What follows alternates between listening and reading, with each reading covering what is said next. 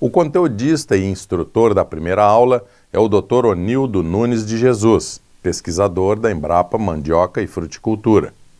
Dr. Onildo possui graduação em Engenharia Agronômica pela Escola de Agronomia da Universidade Federal da Bahia. Tem mestrado em Melhoramento Genético de Plantas pela Universidade Federal Rural de Pernambuco e doutorado em Genética e Melhoramento de Plantas pela Exalc da Universidade de São Paulo. Atualmente é responsável pelo Programa de Melhoramento Genético do Maracujazeiro, focado no desenvolvimento de novos híbridos com atributos agronômicos desejáveis. Em seu campo de trabalho, são predominantes os temas de pré-melhoramento para seleção de genótipos com tolerância ou resistência a estresses bióticos e abióticos, melhoramento genético clássico, marcadores moleculares, conservação e diversidade genética de recursos genéticos e uso de seleção assistida. Boa aula! Para quem não conhece, essa aqui é a nossa unidade, a Embrapa Mandioca e Fruticultura, localizada em Cruz das Almas, Bahia. Essa unidade ela trabalha com mandioca, citros, maracujá, banana, abacaxi, manga e acerola. Bem, o título da minha palestra é Seleção de cultivares de maracujá para o Sistema Orgânico de Produção. Inicialmente, vamos contextualizar a importância do maracujá no cenário nacional. Então, o Brasil é o maior produtor mundial de maracujá, com uma produção estimada em 2019 de aproximadamente 600 mil toneladas, em uma área de 41.584 hectares. Essa produção injetou no Brasil, em termos financeiros, cerca de 1 bilhão de reais, tá? Então, no cenário nacional, destaca-se o Nordeste, né, como o maior produtor nacional de maracujá, seguido pelo Sudeste. No Nordeste, 2 estados se destacam como um dos principais polos de produção de maracujá, que é o estado da Bahia e do Ceará. Apesar desse potencial do Brasil como um produtor mundial de maracujá, a produtividade nacional ainda é baixa, né? 14 toneladas por hectare, quando o potencial de produção estima-se de 40 a 50 toneladas por hectare, ou até mais, chegando relatos de até 70 toneladas por hectare. O que é que quais são os fatores que estão relacionados a essa baixa produtividade nacional? O manejo inadequado dos pomares, né? O uso de cultivares não melhoradas, né? Cultivares locais altamente heterogênea e com baixa produtividade. E a presença de doença. Quem cultiva maracujá sabe que esse fator doença é um fator muito, muito sério, porque prejudica seriamente o cultivo do maracujá, né? Então, para quem vai iniciar a produção orgânica de maracujá, é importante colocar em mente 3 pontos principais, né? Para quem eu vou produzir, qual cultivar eu vou plantar na minha região e o como. Então, nesse curso, a gente vai fazer essa abordagem, vai navegar nesses 3 pontos aqui principais da produção de maracujá, tá? Então, o foco dessa minha palestra é a cultivar. Então, essa é uma pergunta que todos os produtores, eu recebo ligações do Brasil inteiro, querendo saber qual cultivar que um determinado produtor deve plantar na sua região. Então, às vezes, a gente tem essa resposta de imediato, mas, às vezes, dependendo do local, onde a gente não tem alguma ação, né, por ser um polo de pouca expressão na produtividade da cultura, a gente não tem essa resposta. Mas o que é que eu sempre informo ao produtor? É que ele deve conhecer quais são as cultivares disponíveis no mercado, tá? E plantar um pouquinho de cada cultivar, avaliar e fazer a sua seleção. O produtor, ele tem essa capacidade muito bem de identificar qual é o material que é mais produtivo, precoce, que tem os caracteres de frutos desejáveis, que são vigorosos, que têm tolerância a doenças e pragas, que apresentam bom rendimento de suco, ou seja, quando você abre o fruto, você percebe o fruto totalmente preenchido e que tem um balanço interessante de Brix e acidez. Então, o produtor, quando você planta diferentes cultivares, você consegue perceber essas diferenças e o produtor é um ótimo selecionador nesse sentido, tá? Definida a sua cultivar, que é mais adaptada àquela região específica que você tem interesse, você parte para uma produção em escala comercial, né? Você produz só com aquela cultivar selecionada e aí você vai partir para o ciclo, para a próxima fase, que é a venda da sua produção, que pode ser tanto para a indústria ou para o consumo fresco, tá? Em relação às cultivares, a gente tem dois nichos hoje no mercado, as cultivares locais, né? Nesse caso, eu destaquei aqui cultivares locais que são boas, porque tem cultivares que, às vezes, é tão heterogênea que ela contribui muito para baixar a produtividade, né? E as cultivares melhoradas aí dos órgãos de pesquisas, né? Institutos de pesquisa e universidades. Quais são as principais cultivares comerciais que existem hoje no mercado? Então, da Embrapa, a gente tem a cultivar Sol do Cerrado, cuja característica é uma cultivar com alta produtividade. A gente pode ver aqui que ela pode alcançar de 42 toneladas por hectare ano, sendo que no segundo ano essa produtividade cai para 20 a 25 toneladas por hectare. Então, é um fruto bastante preenchido, redondo, com peso médio pode variar de 120 a 350 gramas, tá? E esse maracujá, ele pode ser destinado tanto ao mercado de fruta fresca, que a gente chama frutos in natura, quanto para a indústria.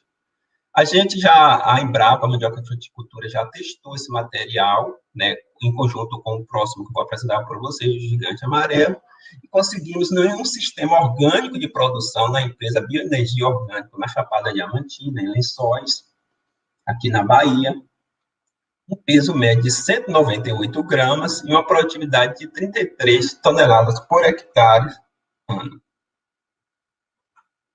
O Gigante Amarelo, ao contrário do Sol do Cerrado, os frutos são grandes, ovais, bastante preenchidos, e o mercado, foco dele é o consumo in natura. No sistema orgânico, o peso médio do fruto chegou a 215 gramas e a produtividade de 29 toneladas por hectare.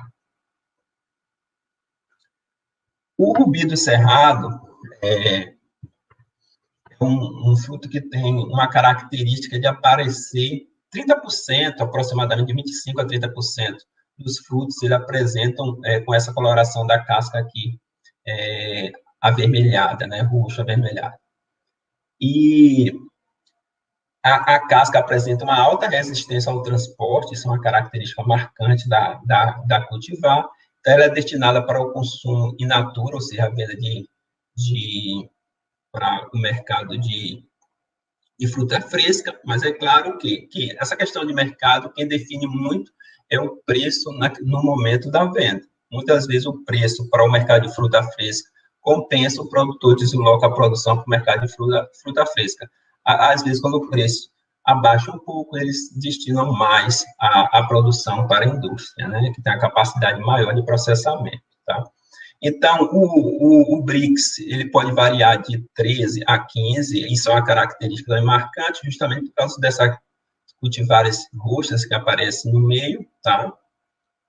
E o peso médio do fruto pode ser de 120 a 300 gramas. Onde comprar as sementes dos maracujás, os híbridos, as cultivares da Embrapa. Então, você pode entrar nesse endereço aqui, onde você vai ter acesso a todas as cultivares, não só de maracujá, mas também como outros cultivares de outras espécies. E a empresa que hoje é credenciada para a produção, para a venda dos híbridos da Embrapa de maracujá é a Agro5. Você pode ter acesso pela internet ou por esse telefone aqui.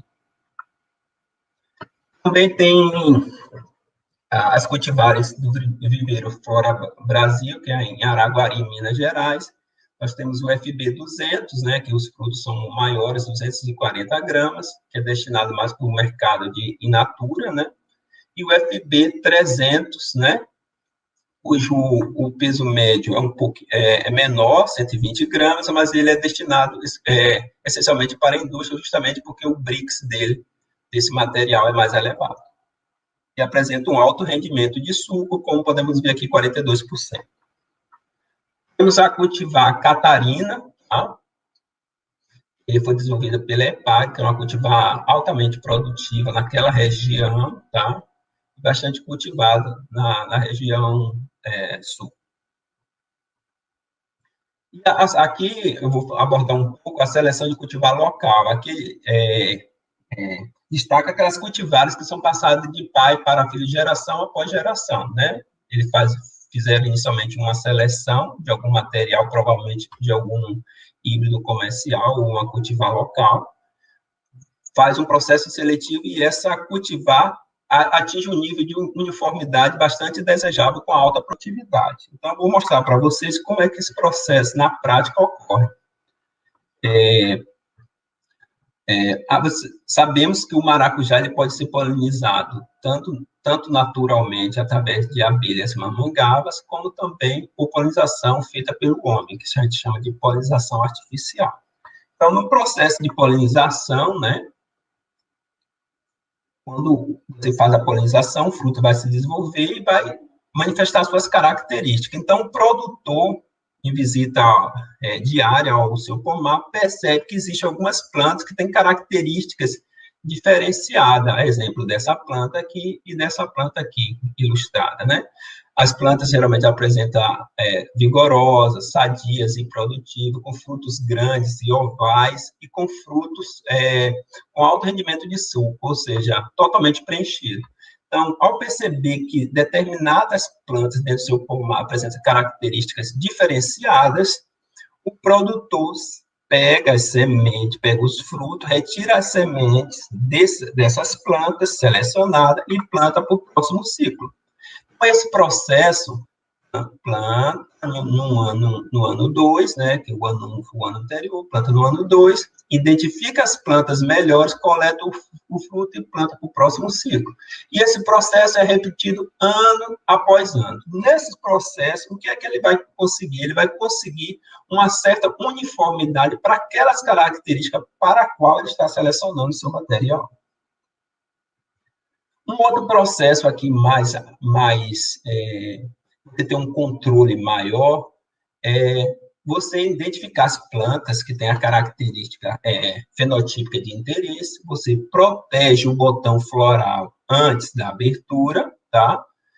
Para quê? Porque com a flor aberta e protegida, não aparecem os insetos polinizadores, como o mamangava, que pode contaminar essa planta com pólen de plantas com características agronômicas indesejáveis, como baixa produção, frutos pequenos, né? Então, quando a flor se abre, você realiza a polinização. Lembrando que a polinização aqui não é feita com pólen da mesma planta, e sim com pólen de uma outra planta selecionada. Então, nesse esquema aqui, isso aqui fica bem evidente. Imagine que o produtor identificou essa planta, essa e essa, identificado com o sinal aqui de positivo. Identificou as plantas que têm características de fruto, vigor vegetativo, tolerância à doença. Identificou. Então, ele vai, antes da abertura da flor, antes das 11 horas, né? E protege o botão floral, né? A partir de meio-dia em diante, 1 hora, a flor começa a se abrir. Então, quando a flor se abre, o produtor vai coleta algumas anteras, né? A parte que tem um pólen, né? Uma estrutura, coleta algumas anteras, coloca em um copinho, mistura e realiza a polinização, conforme esse esquema vai mostrar aqui agora. Então, você tira o saquinho de polinização com o pólen aqui, que representa a mistura de todas essas plantas, você realiza a polinização. Realizou a polinização, o que é que tem que se fazer? tem que proteger novamente para evitar que alguns insetos tragam pólen de plantas que têm características ruins dentro da sua população. Então, você protege a flor polinizada para evitar que justamente o mamangaba, na visita que ele faz no pomar, não venha contaminar com um pólen de planta com característica indesejável. Então, esse ciclo ele é repetido ano após ano, como ocorre no processo que não protege as flores. Então, com o passar das gerações, o produtor ele consegue um material com uma certa uniformidade e com a alta produção, realizando esse processo dentro do seu pomar. Claro que aí tem algumas coisas que devem ser consideradas. Você está fazendo seleção dentro de uma população. Então, essa seleção, o maracujá, ele tem uma característica que é marcante. Ele precisa que as plantas elas sejam diferentes entre si. Se você estreitar muito a base genética, ou seja, aumentar o grau de parentesco dessas plantas, o que é que pode resultar? Você pode ter plantas vigorosas no campo, mas por as plantas serem parentes umas das outras, quando você for realizar a polinização, os frutos podem aparecer fruto deformado. Quando você abrir o fruto pode não ficar completamente preenchido, ficar uns lugares vazios, que é justamente porque aconteceu algum processo de incompatibilidade pelo fato das plantas serem parentes, tá? Então, tem que ter um cuidado muito na condução dessas populações, sempre cruzar muitas plantas com características parecidas para evitar que ocorra esse problema, tá? Mas é um método que funciona, tem produtores aqui na Bahia que praticam e tem mostrado alguns resultados interessantes. É claro, é muito mais prático você realizar a compra de materiais melhorados, porque ali já tem uma identidade genética, né? A semente não vem contaminada com nenhum tipo de patógeno, e são materiais selecionados com alta produtividade, com várias características interessantes. Então, claro que não vai superar um material vindo de programas de melhoramento. Mas é melhor você realizar uma prática nesse sentido do que você ir em uma feira, comprar um fruto, tirar a semente e plantar, porque você vai ter plantas, vai produzir normalmente, mas vai ser uma planta com uma produção bastante heterogênea, com fruto classificado de 3A a super dentro da sua população. Então, isso dificulta a comercialização, porque vai ter uma produção bastante desuniforme. Então, se você estreitou muito a base, você percebeu que você está realizando a polinização dentro da sua plantação e observa que aparecem esses frutos deformados ou com uma cavidade pouco preenchida, ou tendo muito aborto de flor, mesmo que as condições para a realização da polinização sejam eficientes, é indicativo que pode estar ocorrendo justamente que a sua população, você estreitou tanto a base genética do material que eles são parentes e está acontecendo esse aborto muito elevado de flores. Nesse caso, o que é que a prática recomenda? É você introduzir novos materiais dentro da sua população. Vá em uma região que tem frutos bastante interessantes, de algum produtor que segue essa metodologia de seleção convencional, coleta alguns frutos e introduz dentro da sua população. Dessa forma, você vai ter a variabilidade resgatada.